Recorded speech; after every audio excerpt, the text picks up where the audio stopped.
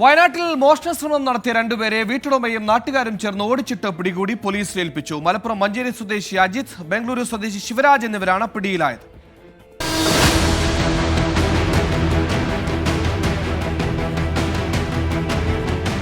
കഴിഞ്ഞ ദിവസം ഉച്ചയോടെ ആണ്ടൂർ ചീനപ്പുല്ലാണ് സംഭവം. പ്രദേശവാസിയായ തേക്കറ്റത്ത് TJ രാജുവിന്റെ വീടിന്റെ ജനൽക്കമ്പി വളച്ച് അകത്ത് കയറാൻ ശ്രമിക്കവെയാണ് മോഷ്ടാക്കൾ കുടുങ്ങിയത്. രാജുവും ഭാര്യയും വീട് പൂട്ടി അടുത്ത വീട്ടിൽ കല്യാണ ചടങ്ങിന് പോയതായിരുന്നു. തിരികെ 1:45 വീട്ടിലെത്തി. വീട്ടിലേക്ക് വരുന്ന വഴി റോഡരികിൽ അപരിചിതമായ ഒരു സ്കൂട്ടർ ശ്രദ്ധയിൽപ്പെട്ടു. വീടിന്റെ പ്രധാന വാതിൽ തുറന്ന് അകത്തു കയറിയ ഭാര്യ കിടപ്പുമുറിയുടെ ജനാല ചില്ലുകൾ താഴെ വീണ് കിടക്കുന്നത് കണ്ടു. കമ്പികൾ വളഞ്ഞ നിലയിലായിരുന്നു. അപ്പോഴേക്കും പുറത്ത് ജനലിനടുത്ത് നിന്നിരുന്ന ഒരാൾ വീട്ടുമുറ്റത്തുകൂടി പുറത്തേക്കോടി. ഇയാളെ നാട്ടുകാർ ചേർന്ന് കീഴ്പ്പെടുത്തുകയായിരുന്നു. വീടിന്റെ പിറകിലൂടെ ഓടിയ രണ്ടാമത്തെയാൾ കല്യാണം നടക്കുന്ന വീടിന്റെ അടുത്തേക്കാണ് വയൽ വഴിയെത്തിയത്.